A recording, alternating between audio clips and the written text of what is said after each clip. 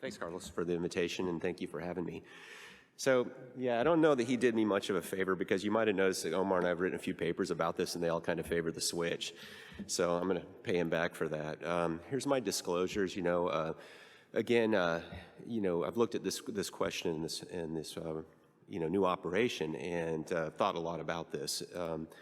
So this has been pointed out before, but when we look at the switch and we look at the sleeves, we see that revisions are the thing that stands out here. 22,000 revisions, and it's now the third most common operation in the United States are revisions. But when we look at the switch, we see that it's doubled in incidence, right? So it's going to keep growing, and when we add SATI, which has just been, for the last 2 years, we've been collecting data on SATI and the MBSA QIP, we're going to see that really sort of take off also, both as a primary operation and as a revisional operation. So why hasn't the DS been adopted more widely? I mean, that's the big question. It's kind of why we're here. That's why there's a session at SAGES about this. So it was hard to come up with 10 reasons not to switch to the switch.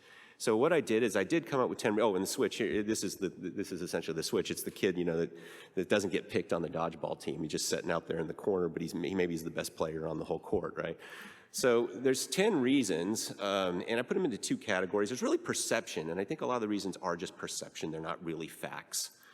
So reason one, let's take reason one, and we're going to grade each one of these reasons to see if we think it should fall down on the side of the switch or not doing the switch.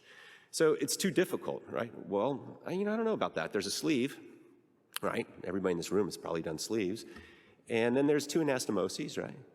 So even one of them is actually a distal small bowel anastomosis. So when we think about the sleeve, we do that a lot. When we think about the gastric bypass, we do that a lot with the two anastomoses. So does that equal a switch? Not really, but those skill sets actually are very well adapted to the switch. In fact, what you'll find is when you do that, the anastomosis to the duodenum, to the ileostomy, it's actually easier. You're not working so hard. I'm a laparoscopic surgeon still. To Eric Wilson's dismay, I did his fellowship and then just kept doing laparoscopic surgery. But the thing is like that's an easier, especially in a laparoscopic case, it's much easier to do that anastomosis hand sewn than it is to do the higher anastomosis. And then we have to look at this too, like well, there's reluctance because people aren't taught it. Right? And that very top bar, 64 or 38% of the people that answered our survey were never even taught how to do it in their fellowship, right? So I think that when you take reason one, I think it actually falls into the switch category. The green pluses are going to be for the switch. Now, what about reason two? Patients don't ask for it.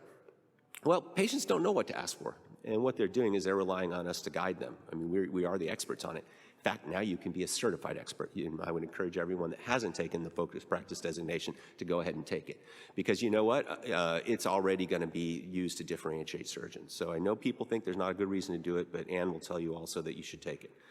But when we ask patients what is important to them, risk of complications and adverse effects are kind of important, but they're less important than the weight loss and resolution of comorbidities. So and when you look at that in the short term, okay, good. So patients kind of want something that's going to really last for them.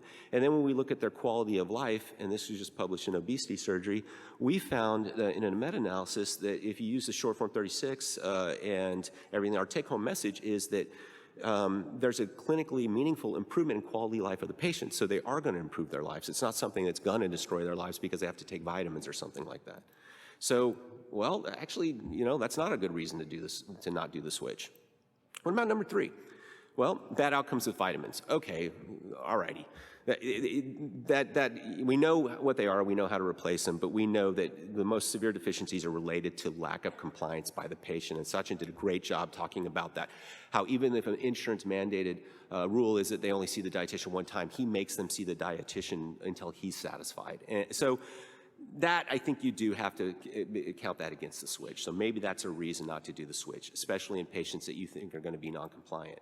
What about bad operative complications? And I kind of got my thunder stolen already by the other speakers, but when we looked at this in the MBSA QIP database, which is a 30-day database, so it's very good for perioperative complications. We matched duodenal switch to room-wide gastric bypass, and what we found is kind of interesting. Actually, the gastric bypass had worse outcomes in bleeding, transfusions, and superficial SSIs, right? So that's kind of interesting, right? So this is this big, scary operation that we kind of want to stay away from, but it turns out that actually it's as safe as the gastric bypass and has less chance of an infection or bleeding. When we look at long-term, that's short-term. When we look at long-term, the risk of ulcer, we've talked about marginal ulcers in gastric bypass, and yeah, that's something that will wake you up at night, and you're going to have to go in for that perforation. When we look at the incident rates for the DS versus the bypass, we see it's about equal, and that's from Sweden. So really, I think that falls down on the side of the switch. It's not a good, complications are not a good reason not to do the switch. For reason 5, there's no good reason to do it with 2 good operations. You know, we do have the gastric bypass. It stood the test of time. Everybody, you know, knows its outcomes, and we know what its long-term problems are, and we're all kind of comfortable with that. The sleeve's a great operation. You know, there's nothing wrong with a sleeve. It's going to fit most patients. And you know what? There's very good revisional options for the sleeve if patients are gaining weight again, including now very good medical options. So do we really need to add another one to it? Well, everybody's familiar with this paper. It's the big paper from the New England Journal from Phil Schauer and from Rubinino and Magroni, and it just outperforms. It outperforms the gastric bypass. So again, is that a good reason not to do a switch? Well, you can make up your own mind, but I would kind of come down to say, well, that's not really a great reason not to do it. Now, what about an increase in bowel movements? Heidi-ho! Just make sure you guys are awake. Mr. Hankey's there. All right, well, so, okay, there is an increase in bowel movements. These are weekly bowel movements. This is a paper out of Sweden, and when you look at a number of bowel movements, which is the top in the yellow here, we see that, in over a week's time period, there is more an increase in bowel movements with the duodenal switch. However, when we look at abdominal pain and we look at just those gastrointestinal symptoms, you know, we compare that to the gastric bypass. This is again from Sweden. We see that dumping is more common after the bypass, while reflux, diarrhea, fecal incontinence, and problems with malodorous flatus are more common after the BPD-DS. And but you know that the gastric bypass patients are not immune to that, and you look at how gassy they can be, and you look at the BPD-DS does have a little more gastrointestinal symptoms than the gastric bypass. So I think that in that respect, that is something that I think you really need to spend some time counseling your patients preoperatively about. Because they'll come back with those complaints, not that, you know, their diabetes is better or whatever. It's like, hey, I feel like my stomach grumbles all the time, or I'll clear the room if I pass gas and my husband's really getting sick of it, you know, and that's what you'll hear from the patients. So yeah, maybe that's a reason not to do it. Well, the other reason 7, is I wasn't taught that. Yeah. So when we look at fellowship training in the United States, I think there's 135 fellows that graduate a year. The sleeves are what's being taught to them, and we could see that just like the sleeve became the dominant operation in 2011, 2012, it's also the dominant operation for training fellows. It's been very flat with the BPD-DS. Revisional surgery is going up, but BPD-DS is still staying flat when we're training surgeons. And again, when we go back to a survey that we took of international bariatric surgeons, we find that one of the main reasons they were never trained on it. And again, that's something that, you know, if you weren't taught that in your fellowship, you really need to go see somebody operate. Don't just watch a couple of YouTube videos and think that you know how to do this because you know how to do a sleeve and you know how to do an anastomosis. The most important thing that you'll find is that you'll see where the surgeon stands. You'll see where their port placement is. And I've done that and actually video, you know, with my phone. I'll just get out and tape what they're doing so I can refer back to that. And there's nothing wrong with you going to watch another surgeon. In fact, I think it's a lot of fun. I went with Helmuth not too long ago, and it was just great fun to watch him do the one anastomosis gastric bypass, and I feel a lot more comfortable when I implement that into my practice.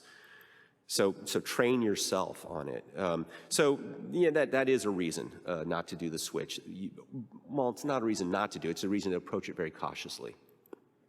What about the Roux-en-Y? It just has just as good results. Well, I think that, you know, throughout the day you've seen that that's not really true. And when we compare it long term, we see that the DS just kind of blows it out of the water as far as weight loss. Now, again, sleeve revisions are going to be the future. That's what we're going to be doing. And so what is the best operation to switch this to, or to convert to? It's probably, you're going to include the SADI, the DS, as well as the one anastomosis gastric bypass. And when you look at all that data put together, you'll find that the best weight loss outcome is in fact the BPD DS.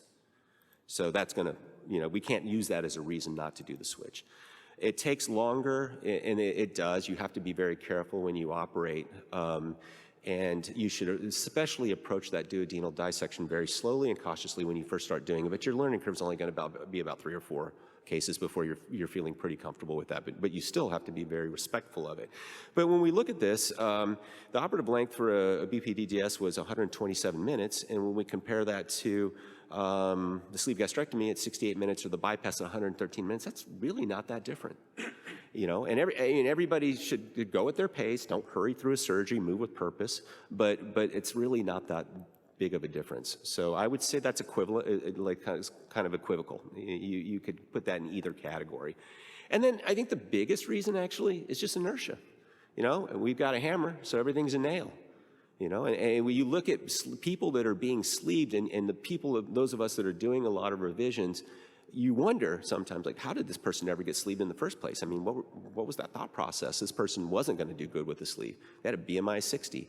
And that's okay. That's okay if the patient wants that. But you should also talk to them in that same conversation about what's the revision going to be. If maybe you're going to be outstanding, you're 2 standard deviations in front of everybody, and we're not going to revise you. But you know what? If we have to, I want you to kind of think of this as a 2-staged operation. So just the idea that everything we have, we have a hammer, so everything's a nail. I think we need to break that. We don't want to be that person or that surgeon that has 2 tools in their toolbox, the sleeve and the gastric bypass. You need to know the SADI. You need to know the switch. I think you need to know the one anastomosis gastric bypass, and I think you need to learn how to manage some semaglutide, because that's going to be something that you're going to end up doing.